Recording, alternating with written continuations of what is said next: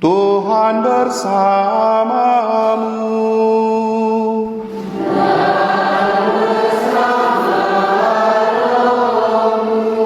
Marilah mengarahkan hati kepada Tuhan.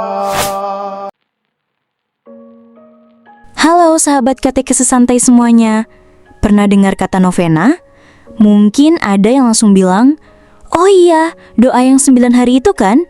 Tapi, tahu nggak sih sebenarnya dari mana asal-usul novena? Kenapa harus 9 hari? Dan gimana cara yang benar menjalankannya? Yuk kita bahas sama-sama di Katekes Santai kali ini, biar iman kita makin dalam, dan kita nggak ketinggalan salah satu kekayaan gereja Katolik yang luar biasa ini. Kata novena berasal dari bahasa Latin novum, yang artinya 9. Jadi, secara sederhana, novena adalah rangkaian doa yang dilakukan selama 9 kali berturut-turut. Bisa 9 hari, 9 minggu, bahkan 9 bulan. Tapi, kenapa harus 9? Kenapa nggak 7 atau 10? Nah, ini nih yang menarik. Tradisi novena sebenarnya sudah ada sejak zaman para rasul. Setelah Yesus naik ke surga, para muridnya berkumpul dan berdoa selama 9 hari penuh, menantikan turunnya Roh Kudus. Ini tercatat dalam Kisah Para Rasul bab 1 ayat 12-14. Dan pada hari ke-10, yaitu hari Pentakosta, Roh Kudus pun turun. Nah, momen 9 hari doa penuh harap inilah yang jadi dasar munculnya novena dalam tradisi gereja. Seiring waktu, muncul berbagai bentuk novena. Misalnya, novena menjelang Natal, novena Hati Kudus Yesus, novena Santo Judas Tadeus, novena Medali Wasiat, dan masih banyak lagi. Gereja Katolik mendukung praktik novena loh. Dalam buku pedoman indulgensi, disebutkan bahwa orang yang tekun mengikuti novena bisa menerima indulgensi sebagian. Lalu dalam Direktorium Kesalehan Umat dan Liturgi, disebutkan bahwa novena adalah cara yang baik untuk mempersiapkan diri menjelang perayaan-perayaan besar gereja. Jadi, ini bukan sekadar doa tambahan, tapi bagian dari tradisi iman yang bisa memperdalam relasi kita dengan Tuhan. Biar novena kamu bermanfaat dan gak asal-asalan, perhatikan 10 hal ini ya. 1. Tentukan waktu tetap untuk berdoa.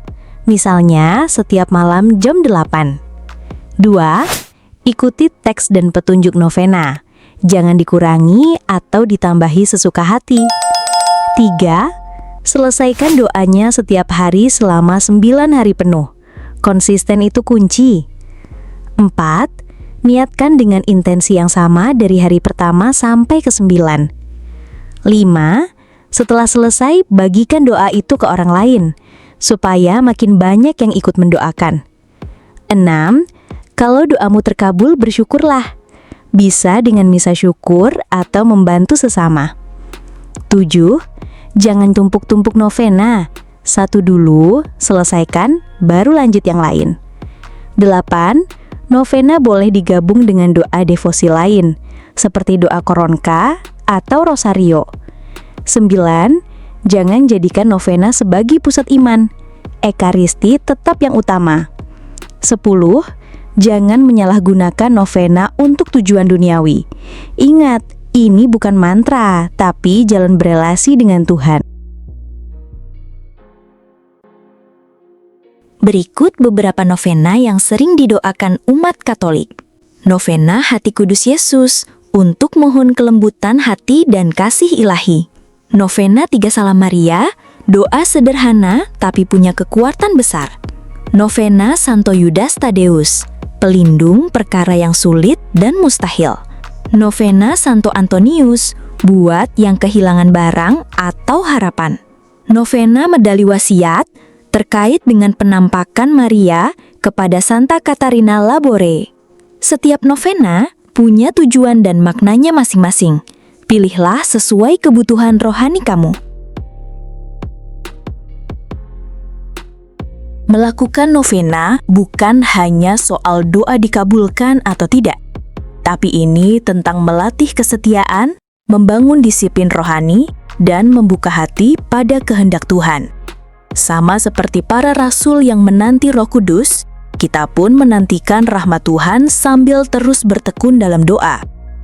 Jadi, Sobat Katekese Santai semuanya, yuk kita hidupkan kembali kekayaan tradisi doa ini. Kalau belum pernah coba novena, cobalah satu dulu. Mulai dari yang paling kamu butuhkan.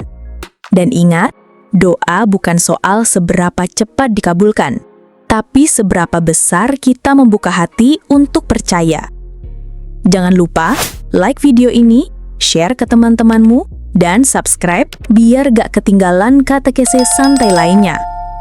Sampai jumpa di video berikutnya. Tuhan memberkati.